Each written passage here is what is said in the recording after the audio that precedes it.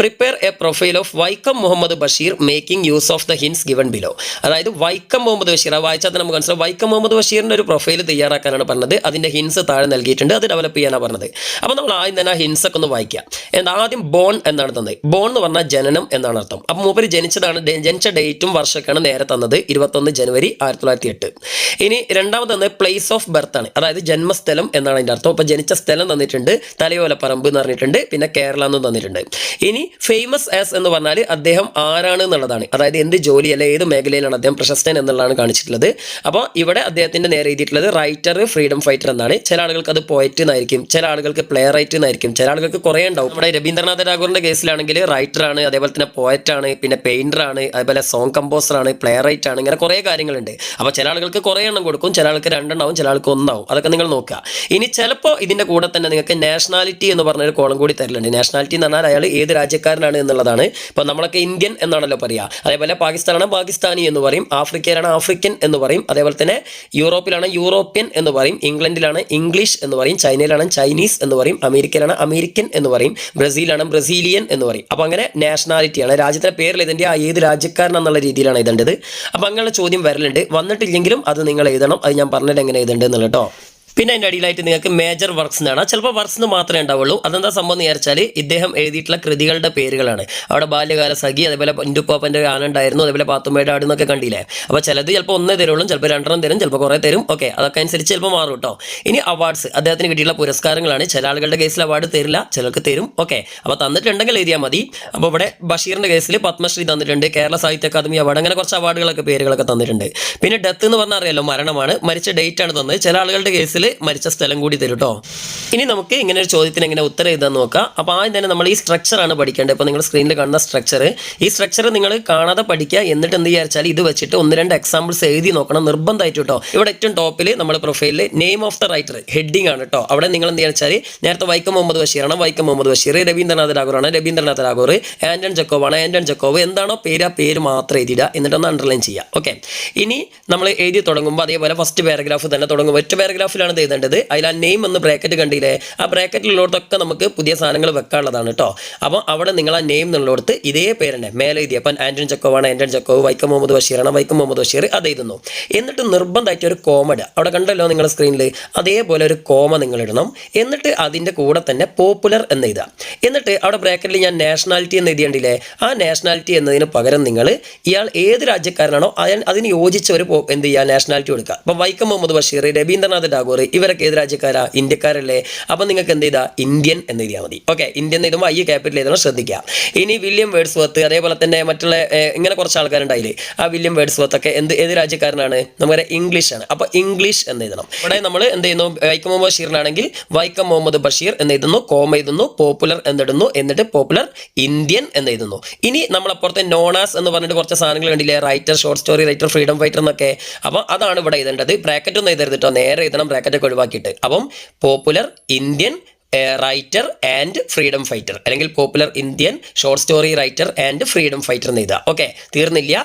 എന്നിട്ട് എന്ത് ചെയ്യണം, വാസ് ബോൺ ഓൺ. അപ്പം നിങ്ങൾ അത് എഴുതുന്നതിന് മുന്നേ എന്ത് ചെയ്യണം, ഈ ഫ്രീഡം ഫൈറ്റർ നമ്മൾ നോണാസ് എഴുതിയില്ല, നോണാസ് കഴിഞ്ഞിട്ട് ആ കോമ ക്ലോസ് ചെയ്യുക. അവിടെയും കണ്ടില്ല നിങ്ങൾ ഒരു കോമ ഇട്ടത്. ഞാനിവിടെ ബ്രാക്കറ്റിൽ 2 നോണാസ് കൊടുക്കാനുള്ള കാരണം എന്ന് വെച്ചാൽ മിക്ക ആളുകൾക്കും ഒന്നിൽ കൂടുതലുണ്ടാവും. ഇപ്പോൾ ചിലർക്ക് പോയറ്റ് ആൻഡ് പ്ലേ റൈറ്റ് എന്നുണ്ടാവും, ചിലപ്പോൾ ഷോർട്ട് സ്റ്റോറി റൈറ്റർ, നോവലിസ്റ്റ് എന്നുണ്ടാവും. അപ്പോൾ അതുകൊണ്ടാണ് ഞാനിവിടെ 2 ഇട്ടത്. 3 ഉണ്ടെങ്കിൽ അതിനനുസരിച്ച് നീട്ടിക്കൊണ്ടുപോകും കേട്ടോ. എന്നിട്ട് അത് കഴിഞ്ഞതിന് ഉടൻ തന്നെ എന്ത് ചെയ്യുക, ഒരു കോമ ഇടുക. ഇതിന് ശേഷം തന്നെ ഞാൻ അതിൻ്റെ ഒരു എക്സാമ്പിൾ തരുന്നുണ്ട്, അത് നോക്കിയാൽ നിങ്ങൾക്ക് ഒന്നുകൂടി മനസ്സിലാവും. അപ്പോൾ ഒരു കോമ ഇടുന്നു. എന്നിട്ട് വാസ് ബോൺ, വാസ് ബോൺ തന്നെ എഴുതണം, കാരണം ബോൺ എന്നതിൻ്റെ പാസ്റ്റ് ടെൻസ് ആണ് വാസ് ബോൺ കേട്ടോ, അല്ലാതെ ബോൺ എന്ന് മാത്രം എഴുതരുത്. അപ്പോൾ വാസ് ബോൺ എന്ന് എഴുതുക. എന്നിട്ട് ഓൺ വെക്കണോ ഇന്ന് വെക്കണോ നിങ്ങൾ തീരുമാനിക്കേണ്ടത് എങ്ങനെയാണെന്ന് വിചാരിച്ചാൽ, നേരത്തെ നമ്മൾ കണ്ടു വൈക്കം മുഹമ്മദ് ബഷീറിൻ്റെ കേസിൽ അദ്ദേഹം ജനിച്ച ഡേറ്റും തന്നിട്ടുണ്ട്, ഡേ തന്നിട്ടുണ്ട്, പിന്നെ അതേപോലെ മന്ത് തന്നിട്ടുണ്ട്, പിന്നെ വർഷവും തന്നിട്ടുണ്ട്. നിങ്ങൾക്ക് ഡേ തന്നിട്ടുണ്ടെങ്കിൽ മാത്രം നിങ്ങൾ ഓണിൽ തുടങ്ങാം. അതല്ല മാസമോ അതല്ലെങ്കിൽ വർഷമോ മാത്രമാണ് തന്നത് എന്നുണ്ടെങ്കിൽ നിങ്ങൾ ഇന്നിൽ തുടങ്ങണം. ഇപ്പോൾ ഉദാഹരണത്തിന് 1908 എന്ന് മാത്രമാണ്, 1908 ജനിച്ചു എന്ന് മാത്രമാണ് തന്നതെങ്കിൽ വാസ് ബോൺ ഇൻ 1908 എന്ന് എഴുതണം. എന്നാൽ 20 മെയ് 1908 ജനിച്ചതെന്നുണ്ടെങ്കിൽ വാസ് ബോൺ ഓൺ 20 മെയ് 1908 എന്നുള്ള രീതിയിൽ എഴുതണം. മനസ്സിലായല്ലോ? ഇനി അതിനുശേഷം നമ്മുടെ പ്ലേസ് ഓഫ് ബർത്ത് എന്ന് പറഞ്ഞൊരു ഓപ്ഷൻ കണ്ടില്ലായിരുന്നു, നിങ്ങൾ ജനിച്ച സ്ഥലം. ചിലപ്പോൾ അങ്ങനെ ജനിച്ച സ്ഥലം എന്ന് പറഞ്ഞ് പ്രത്യേകിച്ച് തരില്ല, ഡേറ്റിൻ്റെ കൂടെ തന്നെ ആയിരിക്കും. എന്തായാലും അതാണ് അടുത്ത് നിങ്ങൾ എഴുതേണ്ടത്. അപ്പോൾ അത് എഴുതുമ്പോൾ ശ്രദ്ധിക്കണം, ഒന്നുകിൽ അറ്റ് വെക്കണം അല്ലെങ്കിൽ ഇന്ന് വെക്കണം. അത് വെക്കുമ്പോൾ ഒന്ന് ശ്രദ്ധിക്കണം. നമ്മുടെ ഇപ്പോൾ ബഷീറിൻ്റെ കേസിൽ നിങ്ങൾ ആ ക്വസ്റ്റ്യൻ പേപ്പറിൽ കണ്ടു തലയോലപ്പറമ്പ് കേരള എന്ന് കണ്ടു. അപ്പോൾ 2 സ്ഥലങ്ങളുണ്ട്. അങ്ങനെ 2 സ്ഥലങ്ങൾ വെക്കുകയാണെങ്കിൽ നിങ്ങൾ എന്തായാലും അറ്റ് വെച്ചാൽ മതി. ഒറ്റ സ്ഥലം ഉള്ളെങ്കിൽ നിങ്ങൾ എന്ത് ചെയ്യുക, ഇന്ന് വെക്കുക. അത്ര മനസ്സിലാക്കിയാൽ മതി തൽക്കാലം. അപ്പോൾ വൈക്കം മുഹമ്മദ് ബഷീറിൻ്റെ കേസിലാണെങ്കിൽ വാസ് ബോൺ എന്ന ആ സാധനങ്ങളൊക്കെ എഴുതിയതിനു ശേഷം അറ്റ് തലയോലപ്പറമ്പ പിന്നെ എന്ത് ചെയ്യുക, ഒരു കോമട്ടിട്ട് കേരള എന്നിട്ടാൽ മതി. ഇനി കേരളം മാത്രമല്ലെങ്കിൽ in Kerala, was born in Kerala എന്ന് എഴുതുക. മനസ്സിലായില്ലേ? അപ്പോൾ ഒരു സ്ഥലമാണെങ്കിൽ ഇന്ന് എഴുതുക, ഒന്ന് കൂടുതലുണ്ടെങ്കിൽ അറ്റ് വെക്കുക. അത്രേ ഉള്ളൂ കേട്ടോ, വേറെ കാര്യം കൂടുതൽ ഡെക്കറേഷൻ ഒന്നും വേണ്ട. ഇനി അത് കഴിഞ്ഞാൽ ഫസ്റ്റ് സെൻറ്റൻസ് കഴിഞ്ഞു. ഈ ഫസ്റ്റ് സെൻറ്റൻസും ആ ടൈറ്റിലും കൂടി വന്നാൽ തന്നെ നിങ്ങൾക്ക് 2 മാർക്കുള്ള വകുപ്പായി. ഓക്കെ, ഇനി അടുത്തത് നിങ്ങൾ എഴുതേണ്ടത് he wrote many works in dash literature എന്നാണ് കൊടുത്തത്. അവിടെ ഞാൻ ഇംഗ്ലീഷ്, മലയാളം, ബംഗാളി 3 കൊടുത്തിട്ടുണ്ട്. കാരണം നിങ്ങൾക്ക് പഠിക്കാനുള്ളത് പിന്നെ അതിൽ റഷ്യനും കൂടി വരണം കേട്ടോ. കാരണം നിങ്ങൾക്ക് പഠിക്കാനുള്ള കഥാപാത്രങ്ങൾ എന്നാണ് ഇംഗ്ലീഷ് കഥാപാത്രം എഴുത്തുകാരുണ്ട്, മലയാളം എഴുത്തുകാരുണ്ട്, ബംഗാളി എഴുത്തുകാരനുണ്ട്. വൈക്കം മുഹമ്മദ് ബഷീറിനൊക്കെ ആണെങ്കിൽ മലയാളം ലിറ്ററേച്ചറിന് എഴുതണം. രവീന്ദ്രനാഥ ടാഗോറിനാണ് വരുന്നെങ്കിൽ ബംഗാളി ലിറ്ററേച്ചറിന് എഴുതണം. അതേപോലെ തന്നെ നമ്മുടെ ബാക്കിയുള്ള എല്ലാ റൈറ്റേഴ്സും ഇപ്പോൾ മാർത്തയാണെങ്കിലും ഏത് എഴുത്തുകാർ, ഇപ്പോൾ നമ്മുടെ വില്യം വേർഡ്സ്വർത്ത് ആയാലും ഒക്കെ നിങ്ങൾ എന്ത് ചെയ്താൽ മതി, ഇംഗ്ലീഷ് ലിറ്ററേച്ചറിന് എഴുതിയാൽ മതി. കാരണം അവരൊക്കെ ഇംഗ്ലീഷിൽ എഴുതുന്ന ആൾക്കാരാണ്. അപ്പം ലിറ്ററേച്ചർ എന്ന് പറഞ്ഞാൽ സാഹിത്യം എന്നാണ് അർത്ഥം. അപ്പോൾ എന്താണ്, he wrote many books in English literature അല്ലെങ്കിൽ he wrote many books in Malayalam literature എന്നൊക്കെ പറഞ്ഞാൽ എന്താണ്, മലയാളം സാഹിത്യത്തിൽ അദ്ദേഹം ധാരാളം കൃതികൾ രചിച്ചിട്ടുണ്ട്. റോട്ട് നമ്മുടെ രചിക്കുക എന്നുള്ള അർത്ഥത്തിലാണ് കേട്ടോ. അപ്പം ഇങ്ങനെ ഒരു സെന്റൻസ് എഴുതി കഴിഞ്ഞാൽ അതൊക്കെ നമ്മൾ എന്താ വെച്ചാൽ ഇംപ്രഷൻ കിട്ടാനും അതുപോലെ തന്നെ പേജ് കുറച്ച് നിറയ്ക്കാനും കൂടി വേണ്ടിയിട്ടാണ്. കാരണം നിങ്ങൾക്ക് തരുന്ന ഹിൻസ് മാത്രം എഴുതി കഴിഞ്ഞാൽ വളരെ കുറച്ചേ ഉണ്ടാവുള്ളൂ. അപ്പോൾ ഒരു ഇംപ്രഷൻ കിട്ടണമെങ്കിൽ കുറച്ചും കൂടി കൂടുതൽ എഴുതിയാൽ ഒരു ഇംപ്രഷൻ കിട്ടും. മാർക്ക് കൂടുതൽ കിട്ടുക നല്ലൊരു ഉദ്ദേശം കേട്ടോ, ഇംപ്രഷൻ കിട്ടുക എന്നാണ്. അപ്പോൾ ഇതൊക്കെ എന്തായാലും പഠിച്ചിട്ട് എഴുതുക. ഇനി അടുത്ത ലൈനിൽ നിങ്ങൾ എഴുതേണ്ടത്, നിങ്ങൾക്ക് അവിടെ കുറേ വർക്ക്സുകൾ തന്നിട്ടില്ലേ, അയാൾ ചെയ്തിട്ടുള്ള കൃതികൾ, അതാണ് നിങ്ങൾ അടുത്ത് എഴുതേണ്ടത്. അത് സിമ്പിളായിട്ട് ഇങ്ങനെ എഴുതിയാൽ മതി, ഹിസ് ഫേമസ് വർക്ക്സ് ആർ എന്ന് എഴുതിയിട്ട് അതിൻ്റെ പേരുകൾ. ഇപ്പോൾ വൈക്കം മുഹമ്മദ് ബഷീറിൻ്റെ ഇൻഡുപ്പോപ്പാക്ക് ഒരു ആനുണ്ടായിരുന്നു, ബാല്യകാല സഖി, പാത്തുമ്മയുടെ ആട് എന്നൊക്കെ പറഞ്ഞ കുറേ സാധനങ്ങൾ ഉണ്ടല്ലേ, അതിൽ ലാസ്റ്റത്തിൻ്റെ മുന്നിൽ മാത്രം ഒരു ആൻഡ് വെച്ചെടുക്കുക. ഓക്കെ, 2 ഉണ്ടെങ്കിൽ അല്ലെങ്കിൽ 2 കൂടുതലുണ്ടെങ്കിൽ ലാസ്റ്റത്തിൻ്റെ മുന്നിൽ ഒരു ആൻഡ് വെച്ചെടുക്കുക. ഒന്നാണ് പിന്നെ അങ്ങനെ തന്നെ ഈസ് വെച്ചിട്ട് എഴുതിയാൽ മതി. ഒന്നാണെങ്കിൽ ഈസ് വെച്ച് എഴുതിയാൽ മതി, ഹിസ് ഫേമസ് വർക്ക് ഈസ് എന്ന് പറഞ്ഞാൽ മതി. 1 കൂടുതലുണ്ടെങ്കിൽ വർക്ക്സ് ആർ. ഓക്കെ, ഇനി അടുത്തത് ഫുൾ സ്റ്റോപ്പ് ഇട്ടിട്ട് ഇത് എന്താണ്, he won many awards and honours. അതൊക്കെ എല്ലാവർക്കും എഴുതാവുന്നതാണ്. അദ്ദേഹം ധാരാളം എന്ത് ചെയ്തിട്ടുണ്ട്, പുരസ്കാരങ്ങളും ബഹുമതികളും നേടിയിട്ടുണ്ട് അല്ലെങ്കിൽ കരസ്ഥമാക്കിയിട്ടുണ്ട്. ഇനി അടുത്തതായിട്ട് എഴുതേണ്ടത് ഹി ഗോട്ട് ഡാഷ്. അതായത് അവിടെ നിങ്ങൾ ബ്രാക്കറ്റിനുള്ളിൽ നെയിം ഓഫ് ദ അവാർഡ്സ് എന്ന് കാണാം അല്ലേ. അതായത് ചിലപ്പോൾ അതിൻ്റെ ഡേറ്റ്സും, അതായത് ഏത് വർഷം ഏതൊക്കെ അവാർഡുകളാണ് നമ്മുടെ എഴുത്തുകാരന് കിട്ടിയതെന്ന് ചിലപ്പോൾ നിങ്ങൾക്ക് സൂചിക്കും. ഇപ്പോൾ ഇവിടെ വൈക്കം മുഹമ്മദ് ബഷീറിൻ്റെ കേസിലാണ് സാഹിത്യ അക്കാദമി അവാർഡ് എന്നൊക്കെ പറഞ്ഞ അവാർഡുകൾ തന്നിട്ടില്ലേ, അതേമാതിരി അദ്ദേഹത്തിന് കിട്ടിയ അവാർഡുകൾ അതെല്ലാവരുടെയും കേസിലുണ്ടാവില്ല, മിക്ക ആളുകൾക്കും ഉണ്ടാവും. അപ്പോൾ അതാണ് നിങ്ങൾ എഴുതേണ്ടത്. അത് എഴുതേണ്ടത് എങ്ങനെയാണ്, ഹി ഗോട്ട് ഏത് അവാർഡ്. ഇപ്പോൾ ഹി ഗോട്ട് സാഹിത്യ അക്കാദമി അവാർഡ്, അതിന് വർഷം തന്നിട്ടുണ്ടെങ്കിൽ വർഷത്തിന് മുന്നേ നമ്മൾ നേരത്തെ പറഞ്ഞ് ഇന്ന് വെക്കണം. അപ്പോൾ 2000-ലാണെങ്കിൽ ഹി ഗോട്ട് സാഹിത്യ അക്കാദമി അവാർഡ് ഇൻ 2000. ഓക്കെ, അങ്ങനെ ഇത് കേട്ടോ. ഇനി അടുത്തത് ലാസ്റ്റത്തെ ഡയലോഗ്, ഡെത്ത് ആണല്ലോ, മരിച്ചത്. നമുക്ക് 2 രീതി എഴുതാം, ഡൈഡ് വെച്ചിട്ട് എഴുതാം അല്ലെങ്കിൽ passed away. Passed from the earth എന്നൊന്നും കൊണ്ടുപോയിട്ട് എഴുതരുത്. പാസ്ഡ് അവേ എന്ന് പറഞ്ഞാൽ ഒരു ഫ്രൈസൽ വെർബാണ്, അതിന് മാറ്റം ഉണ്ടാവില്ല കേട്ടോ. അപ്പോൾ ഹി പാസ്ഡ് അവേ എന്ന് എഴുതുക. എന്നിട്ട് വർഷം മാത്രമാണ് തന്നെങ്കിൽ ഇന്ന് വെക്കുക, നമ്മൾ നേരത്തെ ബോണ്ട് ചെയ്ത് അതേപോലെ തന്നെ. എന്നാൽ വർഷമല്ല, നിങ്ങൾക്ക് അതിൻ്റെ ദിവസം കൂടി തന്നിട്ടുണ്ടെങ്കിൽ എന്ത് ചെയ്യുക, ഓൺ വെച്ചിട്ട് എഴുതാം. അപ്പോൾ വൈക്കം മുഹമ്മദ് ബഷീറിൻ്റെ കേസിൽ അദ്ദേഹം ജനിച്ച ദിവസങ്ങളൊക്കെ തന്നിട്ടുണ്ടല്ലോ, അപ്പോൾ ഓൺ വെച്ചിട്ട് എഴുതാം. ഓക്കെ, വർഷം മാത്രമാണ് ഇന്ന് വെക്കുക. ഇത്ര ആയി കഴിഞ്ഞാൽ നിങ്ങളുടെ പ്രൊഫൈൽ കംപ്ലീറ്റ് ആയി. ചില കുട്ടികൾ ദ ഗ്രേറ്റ് പോയിട്ട് എന്താണ് ടുക്ക് ഈസ് ലാസ്റ്റ് ബ്രത്ത് എന്നൊക്കെ പറഞ്ഞിട്ട് എഴുതലുണ്ട്. അങ്ങനെയൊന്നും ആവശ്യമില്ല, ഹി പാസ്ഡ് അവേ എന്ന് മാത്രം എഴുതിയാൽ മതി കേട്ടോ. ഇവിടെ ഞാൻ തുടക്കത്തിൽ ബ്രാക്കറ്റിൽ DOB എന്ന് എഴുതിയ ഡേറ്റ് ഓഫ് ബർത്ത് ആണ്, ജനിച്ച ഡേറ്റ് ആണ്. DOD എന്ന് പറഞ്ഞ് ലാസ്റ്റിൽ എഴുതിയത് ഡേറ്റ് ഓഫ് ഡെത്ത് ആണ് കേട്ടോ, മരിച്ച ഡേറ്റ്. ഇനി നിങ്ങൾക്ക് ഇവിടെ രവീന്ദ്രനാഥ ടാഗോറിൻ്റെ ഒരു പ്രൊഫൈൽ തന്നിട്ടുണ്ട്.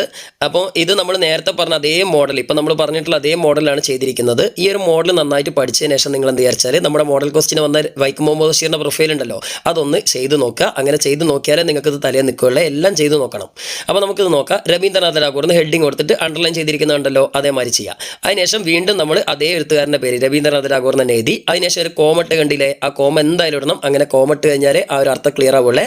എന്നിട്ട് പിന്നെ നമ്മൾ പോപ്പുലർ ഇന്ത്യൻ പോയറ്റ് എന്ന് എഴുതി. അപ്പോൾ ഇന്ത്യൻ എന്ന് എഴുതാൻ കാരണം നാഷണാലിറ്റി, അദ്ദേഹം ഇന്ത്യക്കാരനായതുകൊണ്ടാണ്. അത് നിങ്ങൾ ക്വസ്റ്റ്യനിൽ തന്നിട്ടില്ലെങ്കിലും നിങ്ങൾ മനസ്സിലാക്കുക, ഇന്ത്യൻ ആണെങ്കിൽ ഇന്ത്യൻ തന്നെ എഴുതുക. ഇനി എന്താണ്, പോയറ്റ്, പ്ലേ റൈറ്റ്, പെയിൻറ്റർ, ഇതൊക്കെ നമുക്ക് ക്വസ്റ്റ്യൻ പേപ്പറിൽ ഹിൻസ് ആയിട്ട് തരും. അപ്പോൾ അത് എഴുതുന്നു. എന്നിട്ട് അതിന് ശേഷം നിങ്ങൾ വാസ് ബോൺ എന്ന് എഴുതുന്നതിന് മുമ്പേ കോമട്ട് ക്ലോസ് ചെയ്യണം. കോമ കൊടുത്ത് കണ്ടില്ലേ, അതുണ്ടെങ്കിലേ അതിനർത്ഥം ക്ലിയർ ആവുള്ളൂ കേട്ടോ. എന്നിട്ട് was born on 7 May 1861 at Kolkata, Bengal എന്ന് കണ്ടോ. അപ്പോൾ അവിടെ ഓൺ എന്ന ഡേറ്റിന് മുന്നിൽ വരാൻ കാരണം അവിടെ ഡേ വന്നതുകൊണ്ടാണ്. അതായത് 7 എന്ന ഡേ വന്നില്ലേ, അപ്പോൾ ഡേ വന്നാൽ നമ്മൾ ഓൺ കൊടുക്കണം. എന്നാൽ അവിടെ 1861 1861 മാത്രമാണെങ്കിൽ നമ്മൾ ഇന്ന് വെച്ചാൽ മതിയായിരുന്നു.